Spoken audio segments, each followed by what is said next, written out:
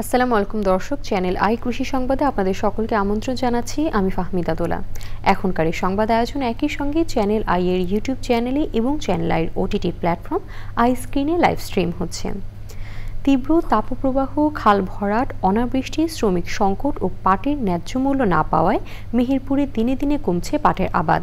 তারপরও যেটুকু পাট চাষ হয়েছে পর্যাপ্ত পানির অভাবে জাগ দিতে পারছেন না চাষিরা। এই অবস্থায় পাটের ফলন নিয়ে দুশ্চিন্তায় রয়েছেন তারা। মেহেরপুর থেকে গোলাম মোস্তফা রিপোর্ট।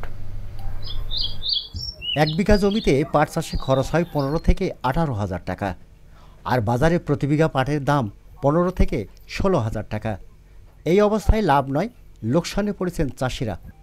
গত কয়েক বছর ধরে অনাবৃষ্টি ও প্রচণ্ড তাপপ্রবাহে কমে গেছে পুকুর, খালবিল ও নালার পানি। পাট জাগ দেওয়ার মতো পানির ব্যবস্থা না থাকায় পুকুর ভাড়া করে পাট জাগ দিচ্ছেন অনেকে।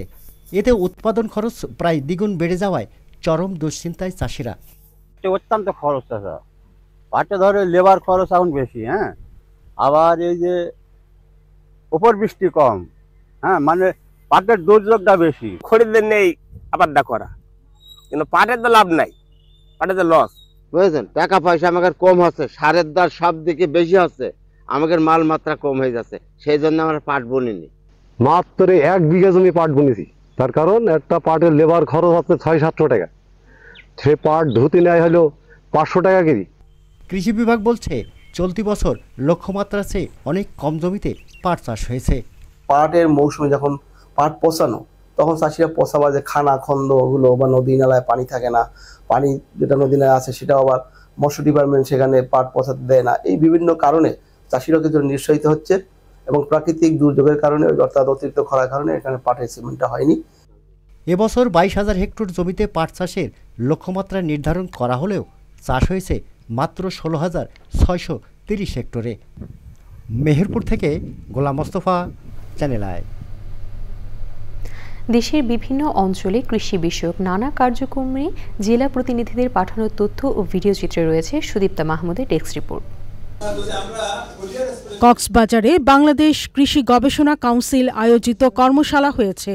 এতে অতিথি ছিলেন কৃষি সচিব ওয়াহিদা আক্তার। চাঁপাইনবাবগঞ্জ চেম্বারের সম্মেলন কক্ষে নিরাপদ আম উৎপাদন ও পণ্য বাজারজাতকরণ এবং রপ্তানি বিষয়ে কর্মশালা হয়েছে। উন্নত প্রযুক্তি নির্ভর পাট ও পাট বীজ উৎপাদন এবং সম্প্রসারণ প্রকল্পের আওতায় গাইবান্ধার গোবিন্দগঞ্জ উপজেলা পরিষদ হলরুমে চাষিদের নিয়ে প্রশিক্ষণ কর্মশালা হয়েছে। চরাঞ্চলে ফসল উৎপাদন বৃদ্ধি ও উৎপাদিত ফসলের ন্যায্য দাম নিশ্চিতে রংপুরে ব্যবসায়িক কর্মশালা হয়েছে।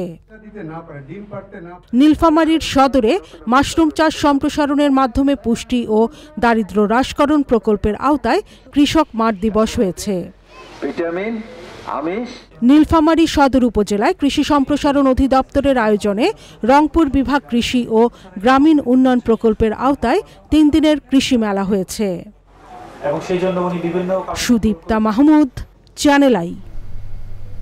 দর্শক, এই ছিল চ্যানেল আই কৃষি সংবাদ আয়োজন। এতক্ষণ আমাদের সাথে থাকার জন্য ধন্যবাদ সবাইকে।